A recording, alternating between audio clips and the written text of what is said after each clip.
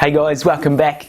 If this is your first time here, I'm Neil, the Adventurous Investor, and on this channel I talk all things investing, business, finance, personal finance, and anything in that sort of nature. Anyway, today I'm going to be talking about how to calculate your rental return on your rental property. Ideally you want to be doing this before you purchase your rental property, okay? It's a great thing to know. It's a great thing. Once after you've done it a few times, you'll sort of just automatically start looking at property and knowing, okay, that's good. I want to pursue this property more. It's a positive cash flow property. Anyway, super basic, simple maths to figure this out. I didn't pass school C maths, and this is super easy maths to do. You can do it on the back of an envelope. You can do it on your phone. It takes you a couple of minutes, and you'll be able to calculate the yearly return on this property. So let's say you're looking at a property in a good area. You understand that area. You know it well. You found a property. It costs 300 grand. Good sort of tenants in this sort of area. You take your initial purchase price of that 300 grand, and then you need to work out what the weekly rent is, or yearly rent, but initially start with your weekly rent, whatever the weekly rent is. Let's say it's $500 for this particular property, and you times that by 52, okay, 52 weeks in the year. So take your $500, times that by 52, that gives you $26,000, okay? This is a grossed up return here.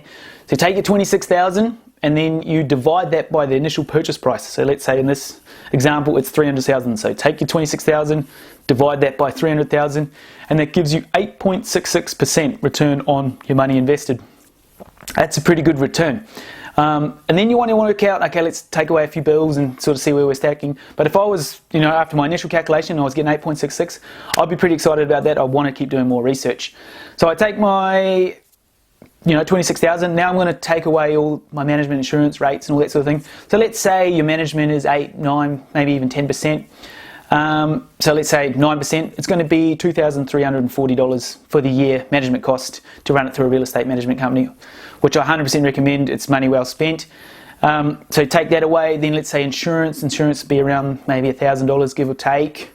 Depends who you insure through and whatnot. But yeah, rates. I mean, once again, this depends where you are in the world. But let's say it's $1,500 just for your rates, and let's say another $1,000 just for repair and maintenance, or maybe a couple of weeks missed rent between tenancies or something. And if you take all that away, it's sort of bringing it down close to that $20,000 mark. But you add all that up, that's $5,840. Take that off your $26,000 for the year, gives you $20,160. Okay, then do that same calculation that we did before. So take your $20,160, and then you divide that by the purchase price again, giving you that 300,000. And then you divide all that, and then it gives you a net return of 6.72%. Okay, this is not counting into the fact that you've got to maybe have a mortgage attached to this, which, okay, if you have a mortgage attached to this, your mortgage rate at the moment sort of sitting around that 2.5%, 3%. You may even get a mortgage close to that 2% if you're getting a good deal through your bank. Obviously, always try and get the best deal you can, which is still giving you a good, 2-3%, even sort of 4% sort of margin of safety there if interest rate starts coming up, and also a little bit of cash in your pocket as well, just for any unforeseen sort of bills that might sort of pop up, which comes up from time to time. If you're investing in property, you'll find out.